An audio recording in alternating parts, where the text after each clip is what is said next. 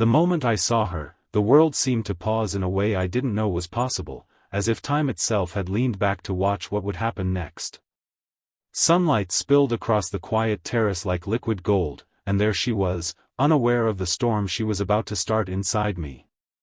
I had come upstairs carrying deadlines, self-doubt, and a life that felt permanently one step away from falling apart. I left that moment carrying something else entirely, something that would change the direction of my life forever. Before the story goes any further, take a second with me right now. If you believe in kindness, in unexpected second chances, and in the quiet moments that change people more than loud victories ever could, then please like this video, share it with someone who needs hope today, comment your thoughts, and subscribe to the channel. Stories like this exist because people still believe hearts can heal. I had never planned to work in a glass tower that scraped the sky like it was trying to escape the earth. When I joined the company, I was exhausted, broke, and still carrying the weight of a past that refused to loosen its grip. My father had passed away after a long illness, my mother had retreated into silence, and I had learned early that survival sometimes meant swallowing your dreams and taking whatever job would keep the lights on. So when the offer letter arrived, stamped with a salary that looked unreal to me, I accepted without asking too many questions. I told myself I would stay invisible, work hard, and leave quietly one day with my dignity intact. The CEO was a name more than a person to most of us. She existed in emails that felt precise and sharp, in company updates that spoke of growth, discipline, and vision. Her success story was whispered in break rooms like a modern myth, a woman who had built an empire in a world that had never planned to make room for her. I had seen her only once before, from a distance, moving through the lobby with a presence that made people straighten their backs without realizing why. She looked untouchable then, carved from confidence and control. That day on the terrace was an accident. I had gone up there because the walls were closing in on me, because my chest felt too tight to stay at my desk pretending I was okay. The terrace was usually empty during work hours, a forgotten space between ambition and sky. I stepped out expecting silence and found her instead, resting in the sun, stripped of the armor I had imagined she wore at all times. She wasn't sunbathing in a way that invited attention. It felt more like someone reclaiming a few stolen minutes from a life that demanded everything.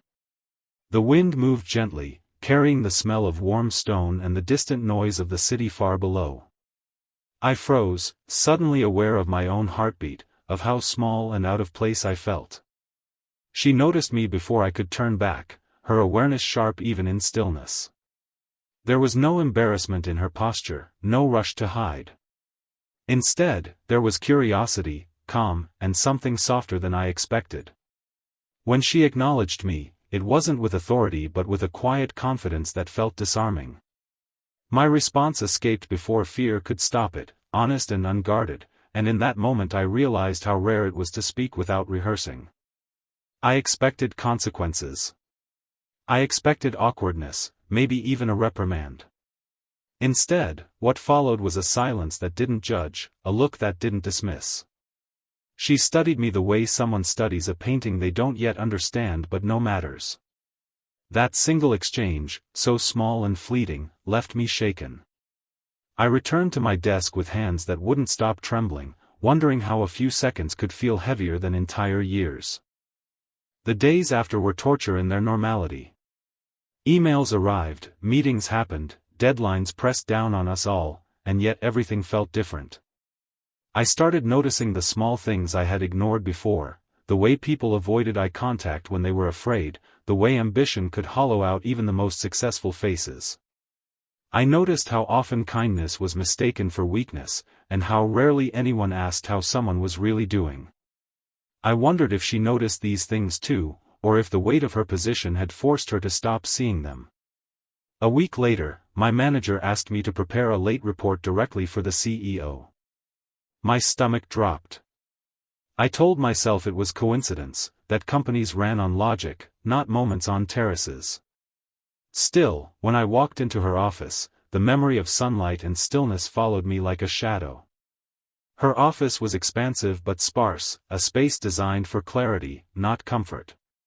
She listened as I spoke, truly listened, not once interrupting.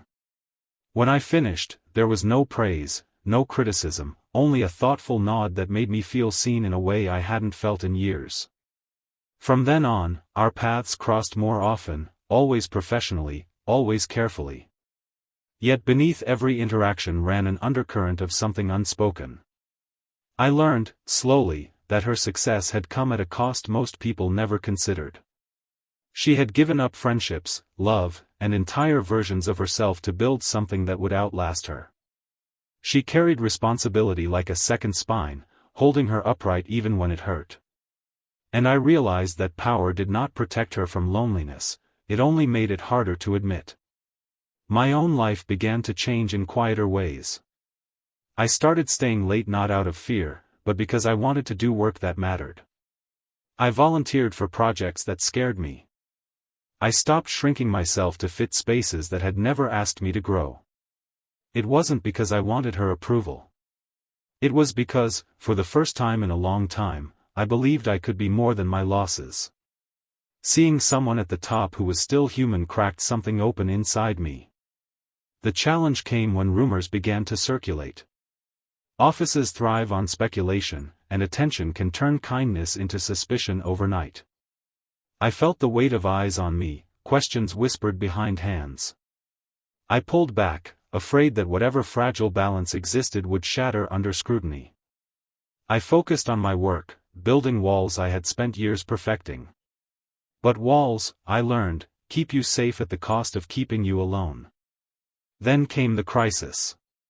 A major deal collapsed, stocks wavered, and panic spread through the company like fire through dry grass. People looked to her for answers, for certainty, for strength.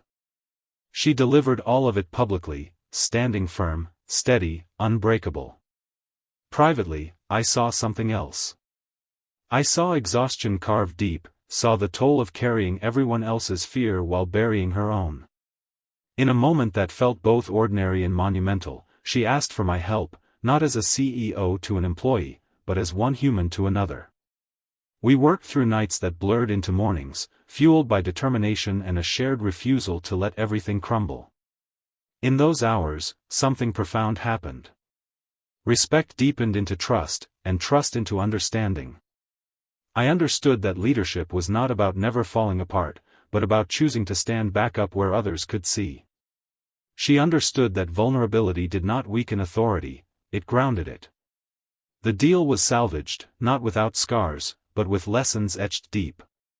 The company stabilized, applause followed, and life resumed its relentless pace. Yet nothing felt the same. She began to change the culture from the top down, encouraging openness, balance, and humanity in a world obsessed with results. People noticed. Morale shifted.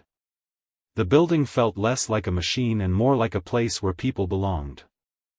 As for me, I was offered opportunities one had never imagined, not as a reward, but as recognition of growth. I took them with humility, aware of how easily it could all disappear.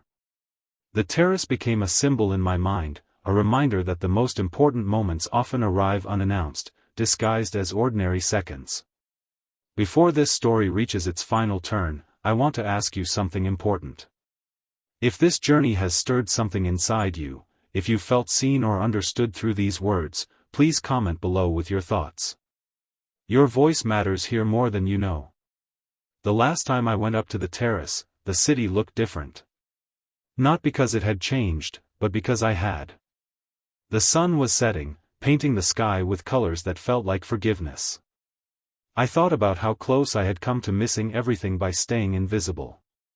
I thought about how courage often whispers instead of shouts, asking only that you listen.